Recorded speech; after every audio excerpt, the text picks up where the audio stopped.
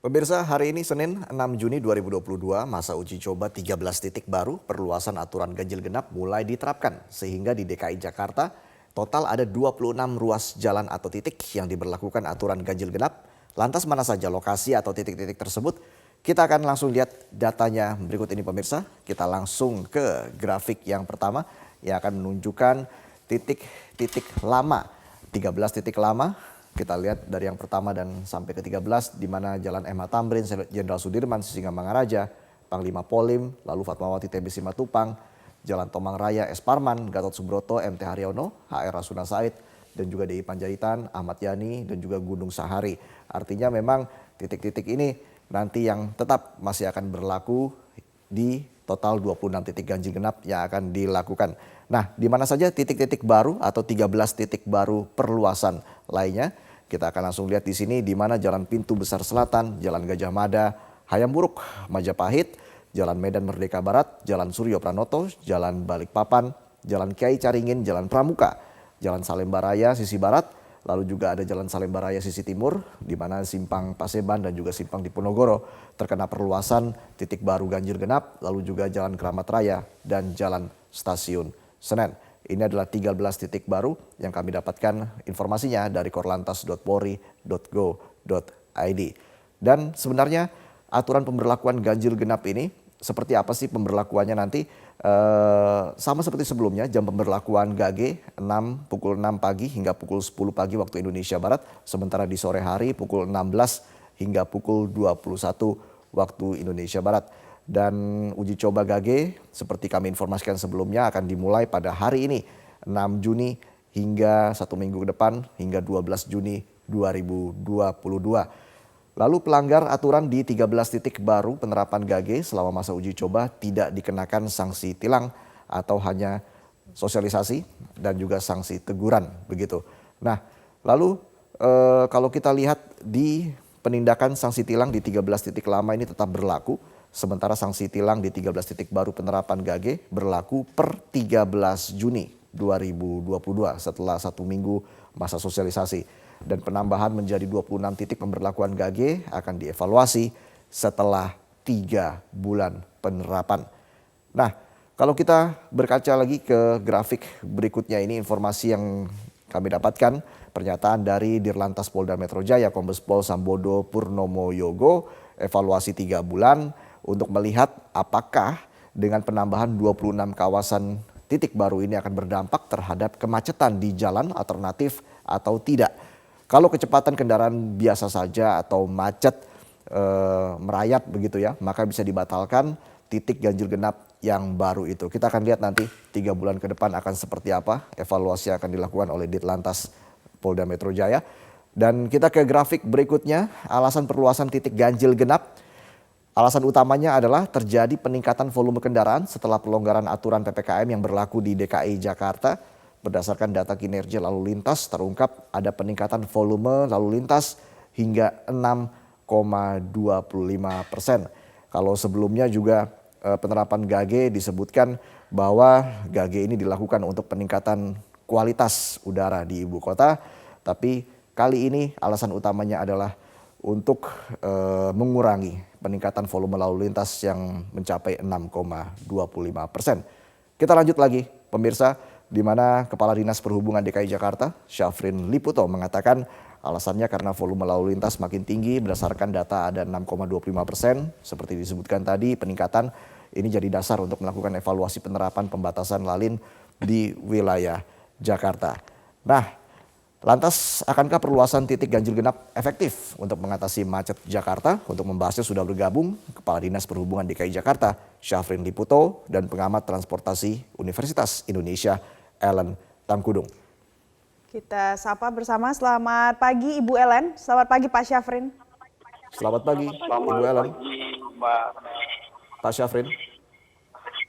Selamat pagi Mas Reza. Baik. Kita ke Ibu Ellen terlebih dahulu. Bu Ellen, kalau dari sudut pandang dan penilaian Bu Ellen, ini sejauh ini apakah penambahan titik-titik ganjil genap ini bisa berlaku efektif Bu di DKI Jakarta? Ya, seperti kita ketahui bersama, alasannya memang karena ada terjadi titik kemacetan ya setelah pelonggaran pembatasan. Namun kemacetan itu tidak akan berkurang jika volume atau kendaraan di jalan raya itu tidak berkurang. Kalau akan menggunakan mereka yang tidak dapat memasuki ruas-ruas jalan yang ganjil genap itu hanya berpindah menggunakan jalan-jalan alternatif, maka akan terjadi perpindahan kemacetan, perpindahan volume lalu lintas sehingga menjadikan perpindahan kemacetan. Jadi efektif atau tidaknya adalah jika berkurang volumenya. Nah, bagaimana bisa berkurang jika mereka yang menggunakan kendaraan pribadi itu beralih menggunakan kendaraan umum. Nah, itu yang paling penting itu. Nah, bagaimana mereka bisa menggunakan angkutan umum jika angkutan umum bisa memenuhi kebutuhan mereka untuk melakukan perjalanan. Dan itu sudah terjadi ketika sebelum terjadi PPKM ini. Baik. Kalau menurut Pak Syafrin bagaimana Pak? Ini kan sudah diambil kebijakan akan ada penambahan lagi 13 titik lagi untuk ganjil genap. Dan banyak pihak yang juga terus mempertanyakan bagaimana penggunaan transportasi umum di DKI Jakarta selama ini. Apa jawabannya Pak? Yang pertama terkait dengan kebijakan ganjil genap pada 25 ruas jalan, ini merupakan kebijakan yang sebelumnya telah diterapkan sebelum kita menghadapi pandemi COVID-19. Dari hasil implementasi kebijakan ganjil genap 25 ruas jalan, Jakarta itu mencapai titik kinerja lalu lintas terbaik. Dan kemudian tentu saat ini setelah pasca pandemi, begitu kami terapkan 25 ruas jalan dengan ganjil genap kembali, kami berusaha untuk menambah kualitas dan kuantitas layanan angkutan umum. Karena kita pahami, sebagaimana disampaikan oleh Bu Ellen tadi, bahwa begitu ada kebijakan ganjil genap diambil hanya dari satu sisi pembatasan lalu lintas, tanpa kita meningkatkan kapasitas angkutan umum, termasuk kualitasnya dalam hal ini, tentu tidak akan terjadi perpindahan pengguna ataupun mobilitas orang dengan kendaraan pribadi ke angkutan umum. Oleh sebab itu, pemerintah Provinsi DKI Jakarta melalui program Jaklingko terus meningkatkan kualitas. Tidak hanya kuantitasnya ditambah, tetapi kualitas layanan angkutan umum itu terus ditingkatkan, sehingga standar pelayanan minimalnya itu paling tidak mendekati dengan apa yang diterima oleh masyarakat pada saat mereka menggunakan kendaraan pribadi. Kemudian ada satu tambahan faktor positifnya dengan menggunakan layanan angkutan umum adalah dari sisi pembiayaan si pengguna kendaraan pribadi itu otomatis bisa ditekan, dan oleh sebab itu kenapa kemudian Jaklingko itu menjadi program andalan pemerintah Provinsi DKI Jakarta untuk memindahkan masyarakat yang bermobilitas dengan kendaraan pribadi kemudian beralih menggunakan layanan angkutan umum. Demikian Pak Panem. Baik, artinya Pak Syafrin kajian utamanya itu adalah terkait dengan kembali lagi ke kondisi sebelum pandemi ya Pak Syafrin ya. Apakah ada alternatif lain Pak selain perluasan dari 13 titik ini Pak? Baik, tentu dari sisi pembatasan lalu lintas, pemerintah Provinsi DKI Jakarta tidak hanya mengenakan dari aspek ganjil genap saja. Parkiran ini juga menjadi satu kesatuan upaya untuk bagaimana agar terjadi shifting dari orang bermobilitas dengan kendaraan pribadi ke layanan angkutan umum. Baik. Apakah ada pengaruhnya lagi Pak kalau misalnya kita berkaca dari tahun-tahun sebelumnya begitu kan perluasan ganjil genap ini atau penerapan ganjil genap ini juga berpengaruh terhadap kualitas udara di ibu kota. Apakah itu juga masih jadi bahan pertimbangan Pak? Ya tentu dengan adanya ganjil genap bahwa terjadi peningkatan perbaikan kualitas layanan angkutan umum itu kualitas udara itu juga menjadi salah satu faktor. Kenapa kemudian pembatasan lalu lintas dengan sistem ganjil genap ini kita dorong. Demikian Mbak. Demikian Mas. Baik, kalau gitu kita coba tanya ke Ibu Ellen. Bu Ellen, sesuai dengan rencana yang sudah disiapkan nantinya setelah penerapan 3 bulan akan dilakukan lagi evaluasi. Nah untuk poin-poin evaluasi ini apa saja yang harus diperhatikan betul Bu? Ya sebenarnya persoalan angkutan umum di DKI ini masih ada masalah dari yang kita lihat ya, yang pertama memang yang menjadi tulang punggung eh, transportasi umum dari sekitar Jakarta itu adalah kereta. Dan menurut berita yang kita dengar kemarin itu kan memang masih ada sedikit masalah di Manggarai misalnya, menjadikan orang menjadi ragu-ragu untuk menggunakan kereta. Dan yang paling penting juga di Jakarta ini adalah evaluasi terhadap angkutan Transjakarta. Karena Transjakarta itu angkutan umum yang sudah sangat baik karena sudah terintegrasi dengan baik. Namun persoalannya di beberapa ruas jalan masih ada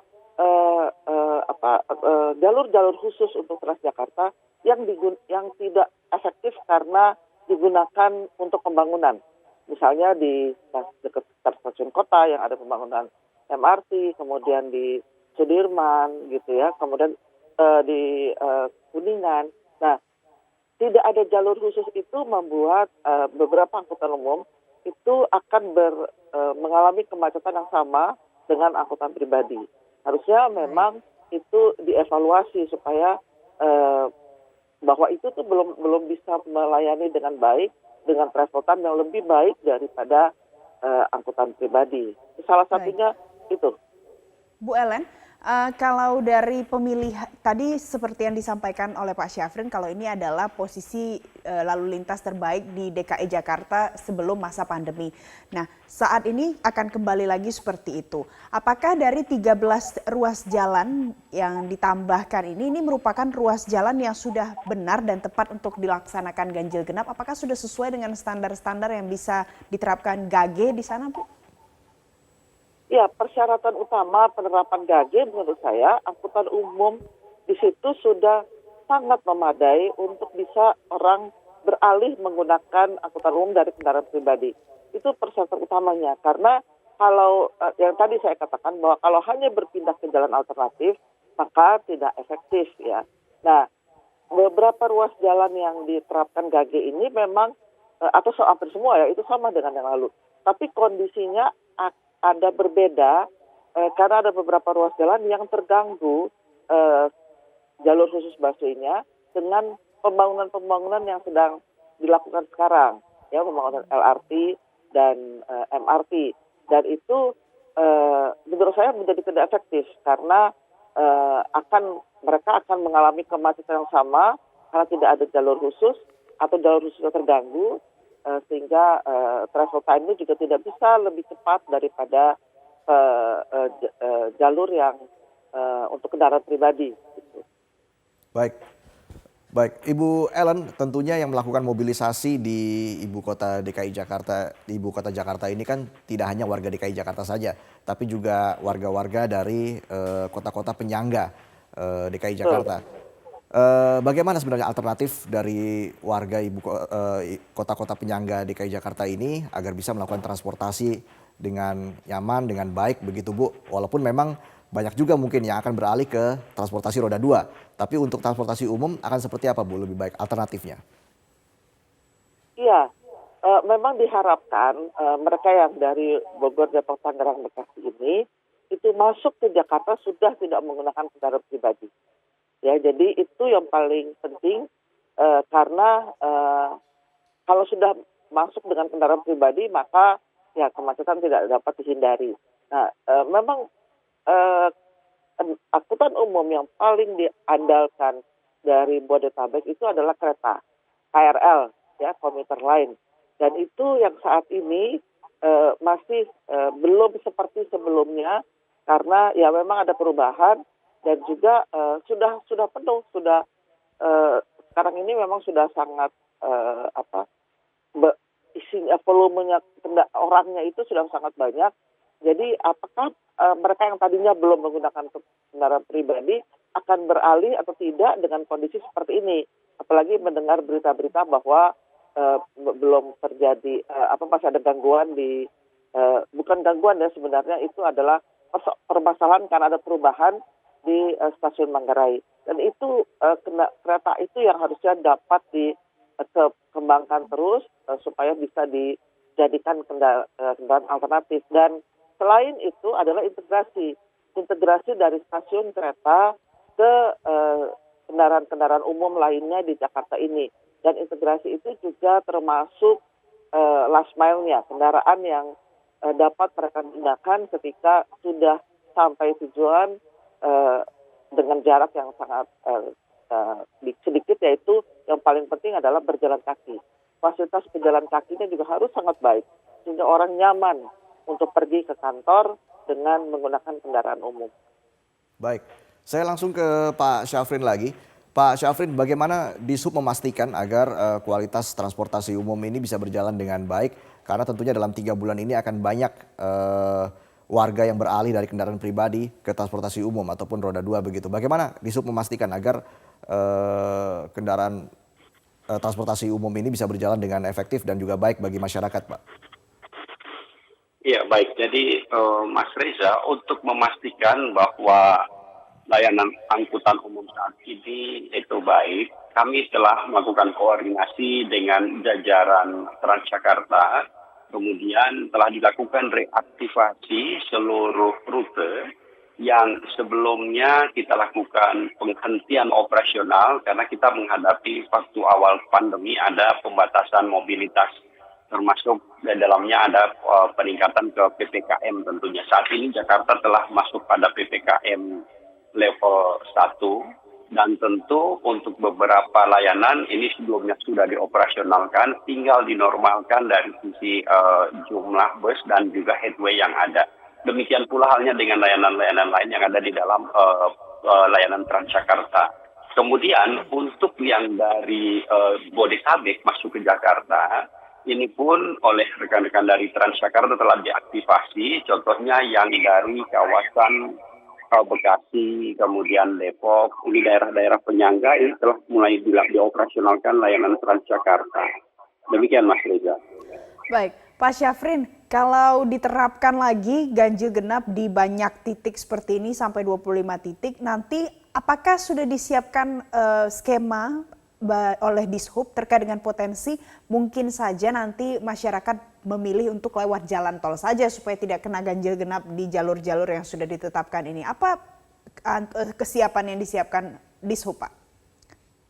Ya baik, kami tentu dari sisi layanan jalan tol terus berkoordinasi dengan rekan-rekan jasa marga, dan satu hal bahwa ada beberapa ruas jalan yang saat ini dikenakan ganjil genap itu paralel dengan jalan tol. Contohnya mulai dari Cawang itu sampai dengan Selipi ataupun sampai dengan Tomang, ini keseluruhannya yang ke arah barat itu keseluruhannya ada ganjil genap, sehingga pada saat masyarakat akan keluar tol itu juga akan masuk ke dalam kena ganjil genap. Kemudian yang berikutnya juga yang mulai dari Jalan DI Panjaitan Ahmad Yani itu juga sejajar tol tentu akan dikenakan ganjil genap begitu keluar. Kami himbau kepada masyarakat bahwa pemerintah Provinsi DKI Jakarta bekerja sama dengan pemerintah Jabodetabek, tentu kami mendorong untuk masyarakat melakukan pola park and ride. Pada beberapa lokasi kami telah siapkan lokasi-lokasi parkir, kemudian masyarakat boleh parkir di sana dan melanjutkan dengan layanan angkutan umum, park kemudian ride dengan layanan angkutan umum massal yang ada, apakah itu di stasiun-stasiun KRL maupun di terminal-terminal yang saat ini rekan-rekan dari Transjakarta sudah memperluas jaringan layanannya. Kemudian untuk di dalam Jakarta sendiri, kami juga sudah perluas layanan park and ride, dan bahkan kami berikan insentif untuk masyarakat yang parkir, contohnya di lokasi parkir Park and Ride Lebak Bulus, kemudian Ragunan dan beberapa tempat lainnya, mereka cukup parkir sehari itu cukup membayar Rp5.000 dengan syarat mereka bisa menunjukkan dalam sistemnya itu terintegrasi, mereka menggunakan layanan angkutan umum massal yang ada di kawasan itu, contohnya dari Lebak Bulus mereka parkir di lokasi Park and Ride Lebak Bulus, kemudian naik MRT ataupun Transjakarta, itu artinya sudah ada koneksi dengan layanan angkutan umum dan mereka cukup membayar Rp5.000 untuk satu hari selama parkir di sana. Tidak ada tarif progresif di sana bagi mereka yang parkir di lokasi-lokasi Park and Ride Pemprov DKI dan melanjutkan dengan layanan angkutan umum. Berapa banyak lahan ataupun lokasi titik-titik Park and Ride yang disiapkan, Pak, soal penetapan ganjil genap yang ditambah ini? Saat ini sudah ada beberapa lokasi, contohnya di Kalideres, kemudian Lebak Bulus, juga di Fatmawati, Ragunan, juga di Kampung Rambutan, juga di Cililitan, termasuk di Pulau Gadung. Baik, baik Bu Ellen, bagaimana tanggapannya terkait dengan skema park and drive ini Bu Ellen? Karena kan park and drive ini sebenarnya sudah dilakukan juga oleh sebagian warga di tahun-tahun sebelumnya. Bagaimana Anda melihat ini Bu Ellen? Ya, itu cara mengatasi mereka yang masih menggunakan kendaraan pribadi dari Bodetabek masuk Jakarta, supaya tidak hanya menggunakan itu untuk masuk Jakarta, kemudian mereka parkir. Dan itu juga terjadi di stasiun-stasiun ya. Stasiun kereta api juga banyak sekali yang menggunakan seperti itu, park and drive. Menurut saya itu sangat baik. Yang penting adalah dari park ride itu ada kendaraan umum yang bisa mengantar mereka untuk melanjutkan perjalanan. Dan bukan saja ada, tapi dengan layanan yang baik, terutama ini jadwal ya. Kalau jadwal itu bisa diperoleh dengan informasi yang sekarang ini kan lebih banyak informasi bisa diperoleh dari gadget mereka, dari gawai mereka, itu sangat baik, itu sangat bisa membantu untuk perjalanan orang-orang di kota seperti Jakarta ini. Dan kendaraan yang menghubungkan antara park and ride dengan tempat tujuan itu selain punya jadwal juga nyaman dan travel time-nya juga bisa lebih baik. Artinya contohnya ya harusnya Transjakarta gitu ya, karena Transjakarta itu punya jalur khusus. Itu persoalannya. Dan kalau misalnya banyak dilayani oleh sepeda motor saja atau Gojek, Grab, itu juga tinggi volumenya. Motor itu banyak sekali loh di Jakarta ini. Baik, Jadi Bu Ellen, artinya mereka sosialisasi tidak juga harus terus dilakukan oleh Iya. pihak Dishub DKI Jakarta, Harus begitu ya ada Bu Ellen? sosialisasi, ya. Baik, Pak Syafrin, terakhir Pak Syafrin, tentunya targetnya adalah penurunan jumlah volume kendaraan dari 6,25%. Targetnya sampai berapa persen ini Pak Syafrin? Sehingga nanti mungkin ganjil genap ini setelah 3 bulan bisa dilanjutkan ataupun nanti dibatalkan Pak Syafrin. Baik, tentu untuk target yang kami lakukan adalah pertama, untuk rata-rata kecepatan para warga yang bermobilitas di Jakarta itu akan meningkat. Target kami tentu adalah 30 km per jam. Saat ini rata-rata turun menjadi 25 km per jam. Sehingga dengan pola ini kinerja ataupun unjuk kerja ruas jalan di seluruh jaringan jalan di Jakarta itu akan meningkat. Kemudian yang kedua adalah tentu dari sisi layanan angkutan umum, ini juga bisa dikendalikan dari sisi kapasitas yang tersedia. Perlu saya sampaikan bahwa dari total kapasitas yang tersedia saat ini, pada masa sebelum pandemi, total jumlah pelanggan kita, apakah itu KRL, MRT, LRT, dan Transjakarta, itu total hampir 2,4 juta. Saat ini rata-rata penumpang untuk 4 moda ini baru sekitar 1,2 juta, artinya masih ada 50% kapasitas yang belum teroptimalkan untuk digunakan oleh masyarakat dalam bermobilitas. Sehingga mobilitas warga itu menjadi lebih efisien dan tentu produktivitas mereka juga meningkat. Sehingga dengan pola ini kami harapkan kinerja ataupun unjuk kerja ruas jalan di seluruh jaringan meningkat dan kemudian mobilitas warga itu menjadi lebih efisien. Demikian Mas Reza. Baik, kita lihat nanti di hari pertama ini akan seperti apa adaptasi dari masyarakat terkait dengan perluasan ganjil genap. Terima kasih Kadisub DKI Jakarta Syafrin Liputo dan juga pengamat transportasi UI Ellen Tangkudung sudah bergabung bersama kami di Metro Pagi Prime Time.